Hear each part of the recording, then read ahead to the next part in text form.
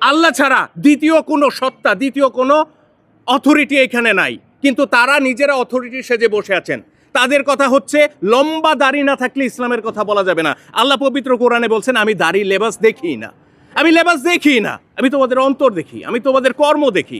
কিন্তু তাদের কথা হচ্ছে লম্বা দাড়ি লাগবে ইসলামের কথা বলতে। তো আমরা বলেছি এই ইসলামটা ইসলাম, প্রকৃত ইসলাম না। রাসূলুল্লাহ সাল্লাল্লাহু আলাইহি সাল্লাম যে ইসলাম প্রতিষ্ঠা করেছিলেন, যে ইসলাম সমাজ থেকে অন্যায় অবিচার সমস্ত কিছু দূর করে সেখানে ন্যায় বিচার শান্তি নিরাপত্তা প্রতিষ্ঠা করেছিল। আল্লাহ রসুল বলেছেন সানা থেকে হাজরামাউত পর্যন্ত 350 কিলোমিটার দূরত্ব। তিনি বলছেন একা একজন সুন্দরী যুবতী অলংকার পরিহিতা নারী হেঁটে যাবে একা, তার মনের মধ্যে এক আল্লাহর ভয় আর দুই বন্য জন্তু জানোয়ার পশুর ভয় ছাড়া আর কোনো ভয় থাকবে না। এটা হচ্ছে রসুলুল্লাহর ইসলাম।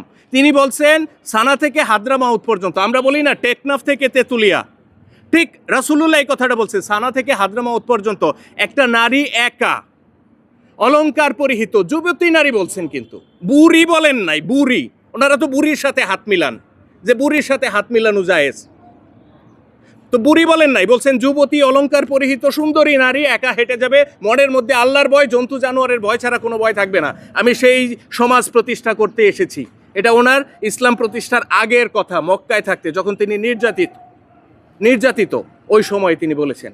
তো আমরা বলেছি আজকে পৃথিবীতে ইসলাম নামে যা চলতেছে, জঙ্গিবাদ চলতেছে, সন্ত্রাস চলতেছে, সাম্প্রদায়িকতা চলতেছে, বিদ্বেষমূলক বক্তব্য চলতেছে, অপরের অধিকার, অপরের এখতিয়ার, অপরের বাক স্বাধীনতাকে হরণ করার যে অপচেষ্টা চলতেছে, এগুলা ইসলামের শিক্ষা না।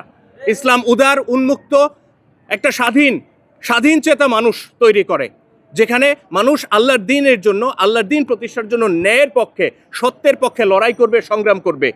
সেখানে প্রত্যেকের নিজস্ব মতামত প্রকাশের, নিজস্ব ধর্মকর্ম পালনের সমস্ত স্বাধীনতা সেখানে দেওয়া হয়েছে। আপনারা জানেন পারস্য সাম্রাজ্য, রোম সাম্রাজ্যে যখন ইসলাম বিস্তৃত হলো সাহাবীদের সময়, সেখানে যারা যে ধর্মে ছিল তারা প্রত্যেকে নিজ নিজ ধর্ম পালন করছে, নিজ নিজ মতামত প্রকাশ করছে, কেউ কারো গলা টিপে ধরে নাই। তো আমরা বলেছি যে এটা তাহলে কোন ইসলাম, যে অন্য কেউ মত প্রকাশ করতে পারবে না, কারো মতের সাথে আমার মত না মিললেই তার আস্তানা জ্বালিয়ে দাও, গুড়িয়ে দাও। অমুকের কবর থেকে লাশ তুলে পুড়িয়ে ফেলার নজির বাংলাদেশে ঘটেছে। বাংলাদেশের ইতিহাসে নজিরবিহীন ঘটনা তারা ঘটাইছে। কারা ঘটাইছে? আপনারা দেখবেন আজকে যারা হিজবুত তাওহীদকে নিষিদ্ধ করার দাবি তুলছে তারাই ঘটাইছে।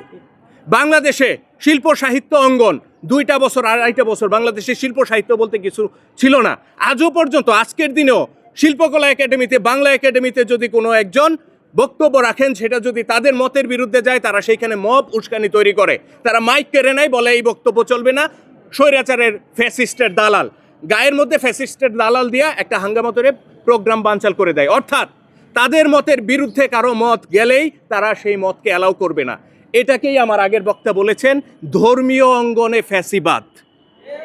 এটা হচ্ছে ধর্মীয় অঙ্গনে ফ্যাসিবাদ। আমার মতের সাথে যার মত মিলবে সে কথা বলবে, আমার মতের সাথে যার মত মিলবে না সে কথা বলতে পারবে না, তার গলা টিপে ধরবো, তার টুটি চেপে ধরবো। আমরা এই বাংলাদেশ চাই না।